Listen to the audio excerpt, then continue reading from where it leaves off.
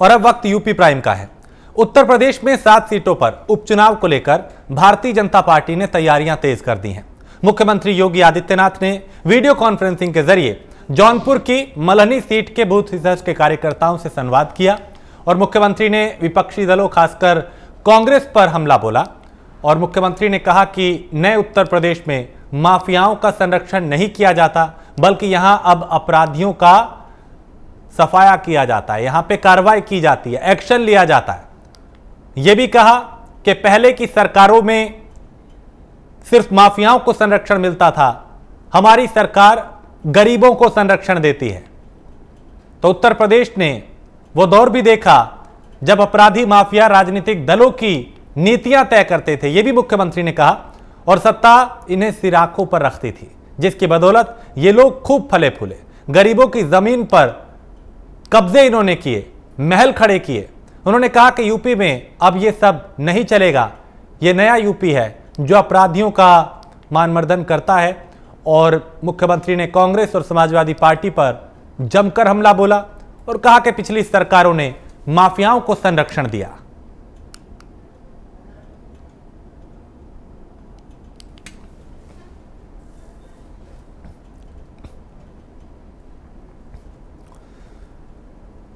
और उत्तर प्रदेश में कोरोना मरीजों की संख्या में लगातार कमी आ रही है। पिछले 24 घंटों में यूपी में कोरोना के 3,249 नए मामले सामने आए, जबकि प्रदेश में कोरोना का रिकवरी रेट 88% से ज्यादा हो गया। इसी लेके एसीएस सूचना नवनीत सहगल और एसीएस स्वास्थ्य अमित मोहन प्रसाद ने प्रेस कॉन्फ्रेंस की और उन्होंने विस्तार से जानकारी दी कि मौजूदा वक्त में क्या हालात हैं और उससे निपटने की सरकार की क्या तैयारी है। ताकि नागरिकों, जैसा मेरे साथी ने बताया, प्रदेश में रिकवरी का जो प्रतिशत है वो बेहतर हो रहा है, परंतु यही समय है सावधानी बरतने का। और माननीय प्रधानमंत्री जी ने जैसे कहा, जब तक दवाई नहीं तब तक ढिलाई नहीं। मास्क पहनिए, सोशल डिस्टेंसिंग रखिए, हाथ धोते रहिए। प्रदेश में अब 14,775 हॉटस्पॉट क्षेत्र हो गए हैं। ये पिछले कल के दिन से कम होते जा रहे हैं। जैसा कि हमारे साथी ने बताया, चूंकि पॉजिटिविटी रेट भी अब 2% और उससे नीचे है, रिकवरी रेट बढ़ रहा है, ऐसे में प्रदेश में हॉटस्पॉट भी कम हो रहे हैं। प्रदेश में जो कंटेनमेंट एरियाज हैं उनमें भी कमी आ रही है। अब लगभग 14,735 कंटेनमेंट एरियाज रह गए हैं, जो कि 1169 थाना अंतर्गत हैं। इसके साथ साथ जो औद्योगिक गतिविधियां हैं, आर्थिक गतिविधियां हैं, उनको भी तेजी से आगे बढ़ाया जा रहा है। बैंकों के द्वारा जो हमारी आत्मनिर्भर पैकेज के अंतर्गत इकाइयां हैं, लगभग 4,33,000 जो एग्जिस्टिंग यूनिट्स हैं जो पहले से चल रही थी, उनको 20% जो अतिरिक्त सहायता दी जा रही है, वो लगभग 10,612 करोड़ रुपए की 4,33,000 इकाइयों में वितरित हो चुकी है। प्रदेश में रोजगार के अवसर पैदा करने, औद्योगिकरण को आगे बढ़ाने, आर्थिक गतिविधि को तेज करने के लिए नई एमएसएमई इकाइयों की स्थापना पर भी प्रदेश सरकार जोर दे रही है। और इसी क्रम में विभिन्न बैंकों द्वारा 4,53,000 नई एमएसएमई इकाइयों को 14,319 करोड़ रुपए के ऋण वितरण किए गए हैं। इन दोनों इकाइयों के माध्यम से, पुरानी इकाइयों में अतिरिक्त ऋण देने से और नई इकाइयों की स्थापना से, हम लोग लगभग प्रदेश में 20 लाख के अतिरिक्त रोजगार केवल उद्योग के माध्यम से विकसित करने में सफल रहे हैं। किसानों के लिए प्रदेश सरकार प्रयास कर रही है।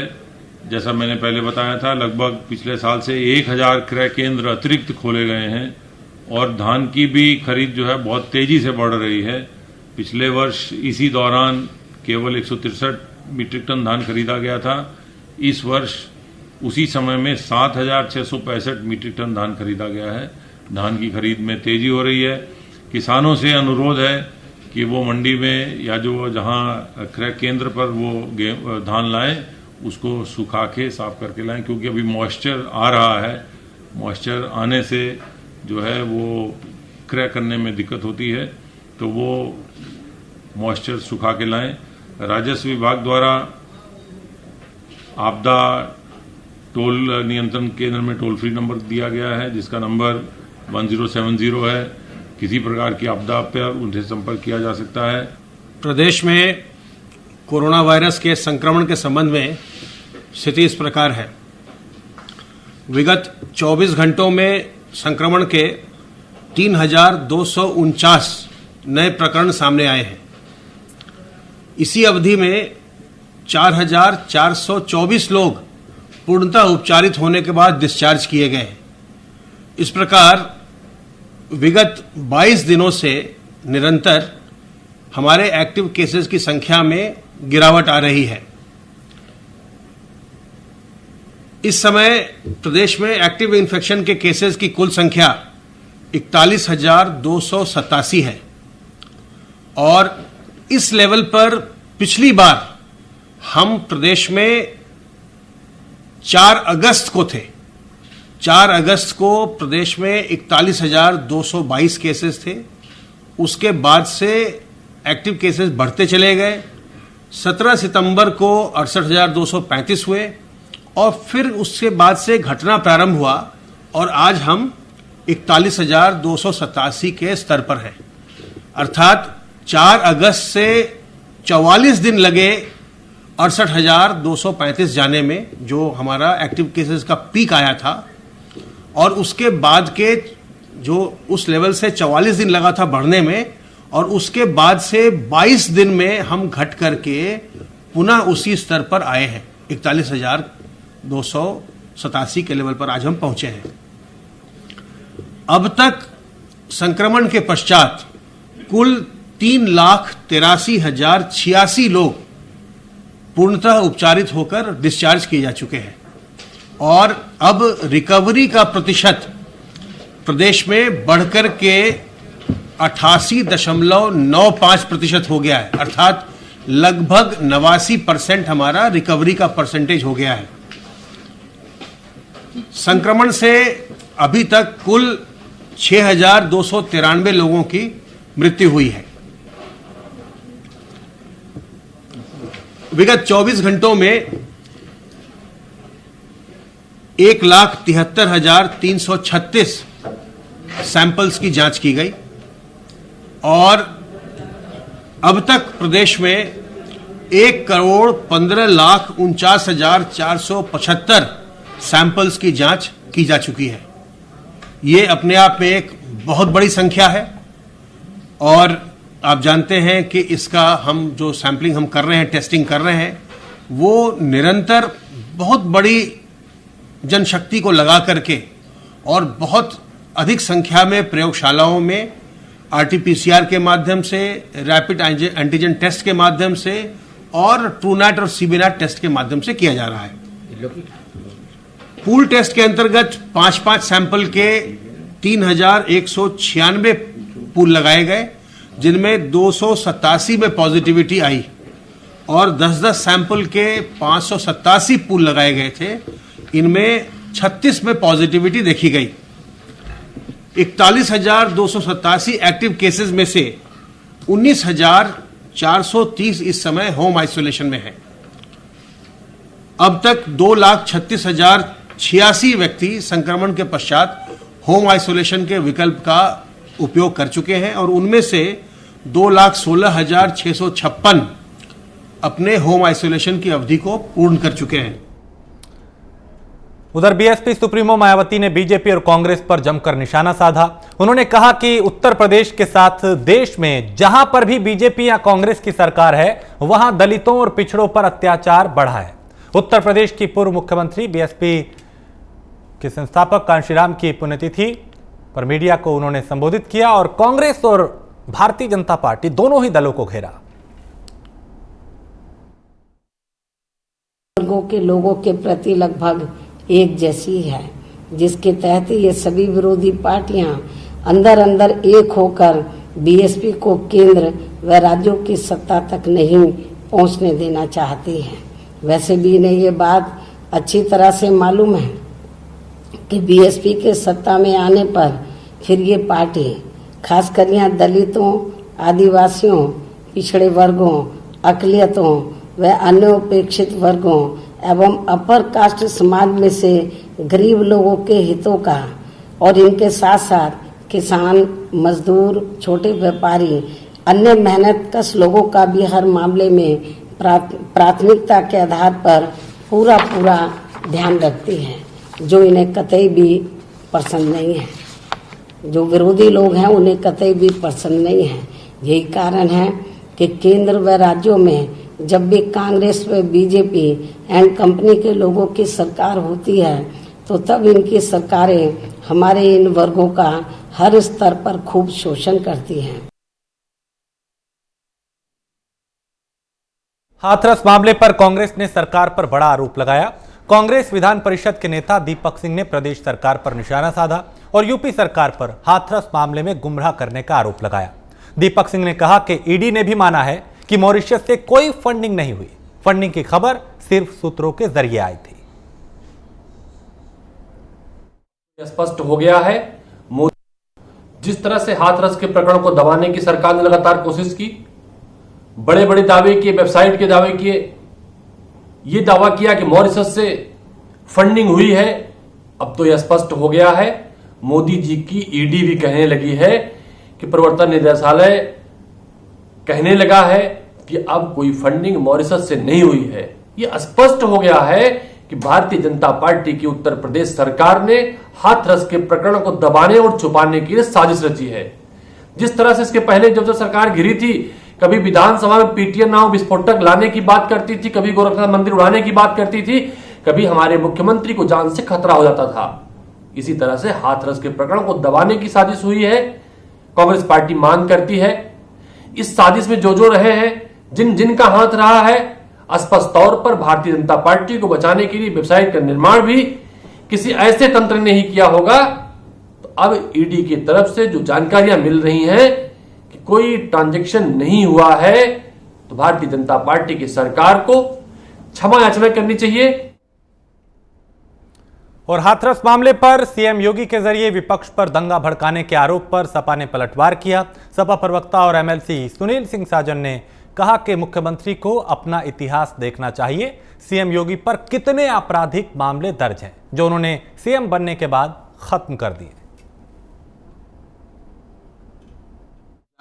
माननीय हाथरस की घटना पर विदेशी फंडिंग, जाति दंगा, अलग अलग एंगल लगातार माननीय मुख्यमंत्री जी हर दूसरे दिन उनका नया बयान आ जाता है। मुझे लगता है कि उत्तर प्रदेश की जितना कानून व्यवस्था खराब है, उससे ज्यादा माननीय मुख्यमंत्री जी की मनोदशा खराब है। तो जिस प्रदेश के मुखिया की मनोदशा खराब हो, वो इसी तरीके के बयान दे सकते हैं। मैं तो अनुरोध करूंगा माननीय मुख्यमंत्री जी से, किसी अच्छे डॉक्टर को अपने आप को दिखाएं, मनोदशा ठीक करें, नहीं तो प्रदेश नहीं चल पाएगा आपसे। माननीय मुख्यमंत्री जी कह रहे हैं कि विपक्षी लोगों के नसों में दंगा है। अरे माननीय मुख्यमंत्री जी, कभी कभी आईना देखा करिए, अपना इतिहास भी पीछे का देख लीजिए। खुद आप पर दंगे के मुकदमे थे, आप मुख्यमंत्री हो गए, आपने वापस ले लिया। जहां का आप जिक्र कर रहे हैं, वहां के दंगाइयों को मंत्री किसने बनाया? जिस प्रदेश के मुखिया दंगाई हो, जिस प्रदेश के मंत्री दंगाई हो, उस प्रदेश में आप दंगा कैसे रोक सकते हैं? ये सरकार खुद चाहती है कि उत्तर प्रदेश में दंगा हो जाए। दंगे के पीछे अपनी नाकामी छिपाना चाह रहे हैं योगी जी। आपने कुछ किया नहीं, सब कुछ बर्बाद कर दिया। रोजगार है नहीं, उद्योग आए नहीं, नौकरी किसी को मिल नहीं रही, बहन बेटियां सुरक्षित नहीं है, हत्याएं, लूट, बलात्कार आम बात हो गई है।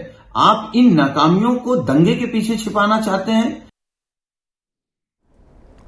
और हाथरस की घटना के बाद अब उत्तर प्रदेश पुलिस पूरी तरह मुस्तैद हो गई है और प्रदेश में महिलाओं से संबंधित अपराध पर लगाम लगाने के लिए पुलिस के आला अधिकारी जिलों का भ्रमण कर रहे हैं। इसी के तहत आज यूपी पुलिस के अपर महानिदेशक राजीव कृष्णा कासगंज पहुंचे, जहां उन्होंने अधिकारियों के साथ बैठक की। हाथरस की घटना के बाद से उत्तर प्रदेश पुलिस अब पूरी तरह से मुस्तैद हो गई है। अपर पुलिस महानिदेशक राजीव कृष्ण जी कासगंज पहुंचे हैं, जानते हैं क्या परिप्रेक्ष्य रहा। सर आज कासगंज पहुंचे हैं। जी, जैसे कि परिप्रेक्ष्य यही है कि हाथरस की घटना के बाद शासन ने 2 अधिकारियों को भेजा था, मुझे और डीआईजी श्री शलभ को। और ये अलीगढ़ का और हाथरस का पर्टिकुलरली, और अलीगढ़ रेंज में जो कानून व्यवस्था है उसके बारे में उसकी देखभाल कर, उसकी समीक्षा करने के लिए भेजा था।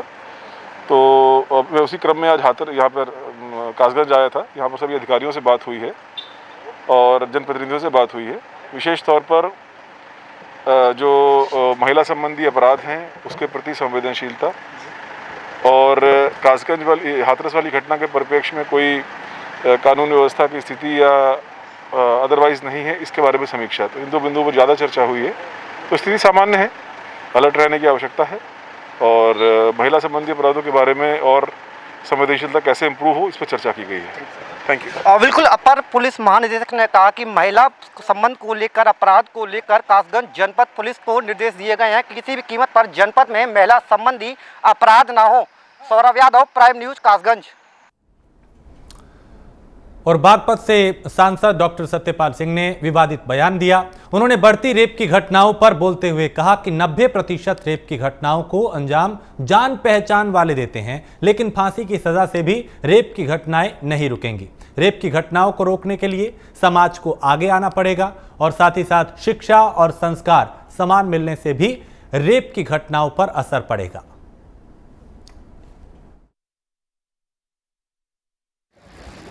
देखिए, इतना तो आप मानेंगे कि योगी सरकार आने के बाद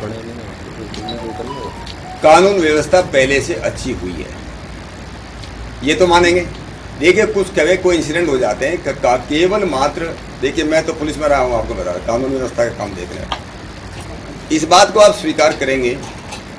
कुछ अपराध ऐसे हैं सरकार चाहे तो बंद नहीं कर सकती, पुलिस चाहे तो बंद नहीं कर सकती, जब तक समाज उसमें शरीक नहीं होगा तब तक बंद नहीं हो सकते। मुख्य रूप से मैं आपको एक बात बताता हूँ, मुख्य बात, विशेष रूप से बलात्कार के जो केस हैं, 90% से ज़्यादा केस वो लोग हैं जो जान पहचान वाले करते हैं। ये तो आंकड़े बताते हैं आप लोगों ने। ये जब तक हमारी शिक्षा में सुधार नहीं होगा, हमारे संस्कार अच्छे नहीं होंगे, केवल मात्र किसी को फांसी की सज़ा का कानून प्रावधान होने से बात नहीं बनने वाली।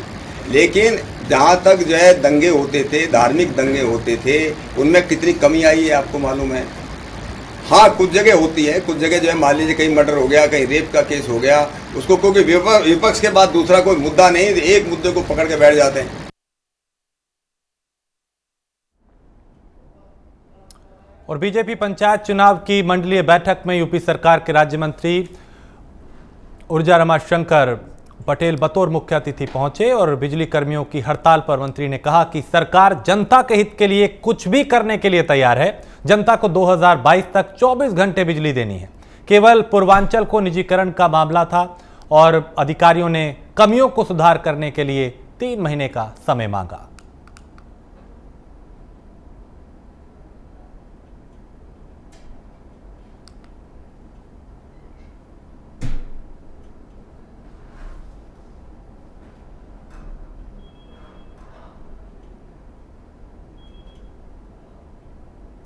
तो पंचायत चुनाव की बैठक में मंत्री जी शामिल हुए थे, और इसमें उन्होंने कई बातों का जिक्र भी किया।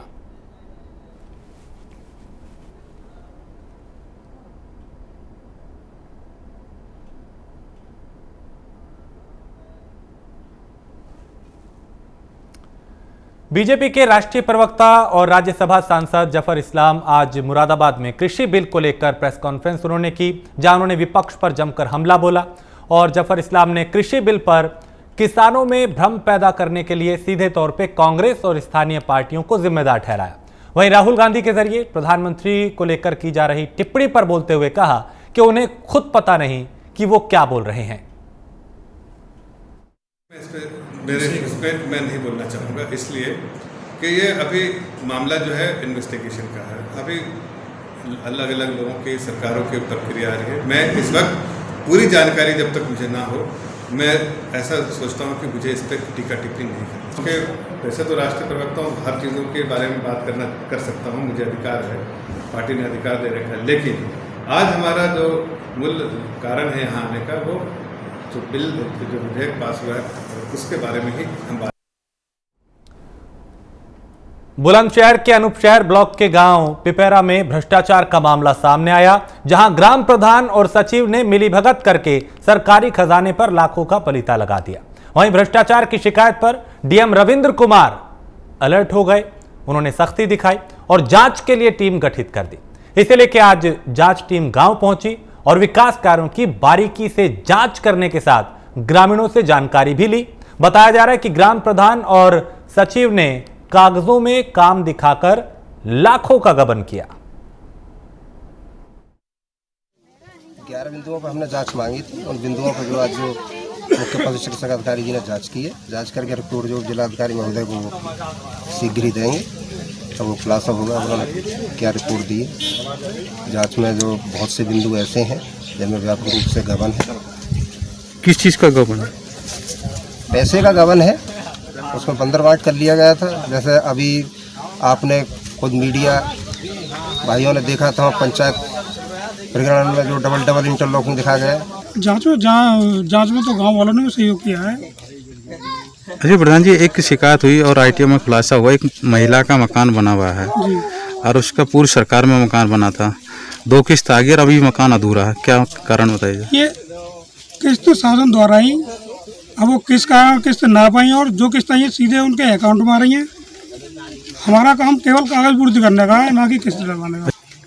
आज पिपेरा गांव में वर्तमान ग्राम प्रधान के विरुद्ध जो कुछ ग्रामवासियों ने शिकायतें की थी विकास कार्यों से संबंधित, उसकी जांच के लिए जिलाधिकारी महोदय के निर्देश पर मैंने आज यहाँ स्थलीय सत्यापन किया है और सभी जो शिकायतें थी उनका विस्तृत रूप से मौके पर जाकर उसका निरीक्षण परीक्षण किया गया। अब इनसे जो पंचायत सेक्रेटरी या जो भी कार्यदायी संस्था है उससे जो रिकॉर्ड लेकर उसका परीक्षण करके फिर उसके बाद मौके पर जो भी स्थिति है उससे उसका तुलना करके तब इसका निष्कर्ष निकाला जाएगा कि इसमें क्या जांच के बाद किसके खिलाफ कार्रवाई होनी है। यदि कोई गबन हुआ है तो उसकी वसूली कराई जाएगी। समाजवादी पार्टी के सांसद आजम खान की मुश्किलें बढ़ती जा रही हैं और उनके करीबियों पर कानून का शिकंजा कसता जा रहा है। रामपुर के डूंगरपुर प्रकरण से जुड़े 4 मामलों में पुलिस ने आजम खान के मीडिया प्रभारी फजाहत अली समेत 6 लोगों के खिलाफ कोर्ट में 4 मामलों पर आरोप पत्र दाखिल किया, जिसमें आसरा कॉलोनी डूंगरपुर में खाली जमीन से लोगों को बलपूर्वक हटाने और उनके घरों को उजाड़ने समेत कई मामले दर्ज हैं।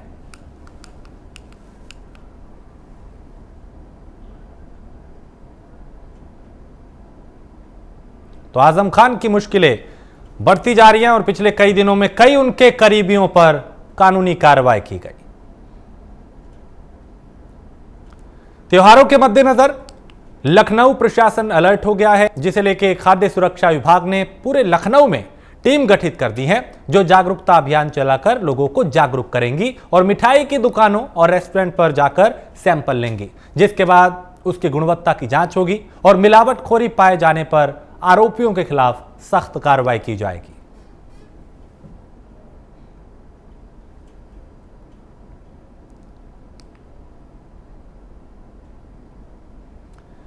बिजनौर जनपद के एक अस्पताल का हैरत अंगेज मामला सामने आया, जहां अस्पताल की लापरवाही से मरीज तड़प तड़प कर जी रहा है। दरअसल ये पूरा मामला नगीना धामपुर मार्ग स्थित नाज अस्पताल का है, जहां एक मरीज ने पेट में गांठ का ऑपरेशन कराया और डॉक्टर ने ऑपरेशन तो कर दिया, लेकिन मरीज के पेट में गांठ वहीं की वहीं है। पीड़ित मरीज ने दोबारा डॉक्टर से मुलाकात कर अपनी परेशानी बताई, लेकिन अस्पताल स्टाफ ने उसको अस्पताल से भगा दिया।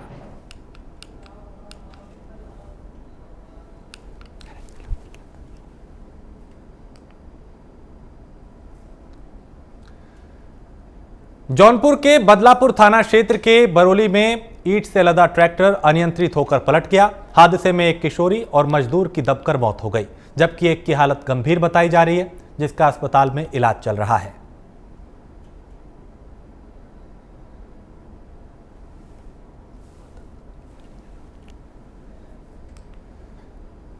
तो यहां ट्रैक्टर अनियंत्रित होकर पलट गया।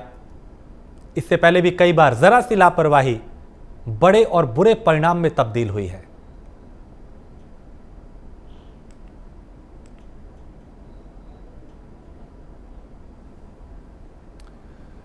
और खबर गाजीपुर से है, जहां कानून गो से घूस का पैसा वापस कराने का एक वीडियो वायरल हो रहा है। मामला कासिमाबाद तहसील का बताया जा रहा है। फरियादी को रिश्वत का पैसा वापस कराने का वीडियो सोशल मीडिया में वायरल हो रहा है।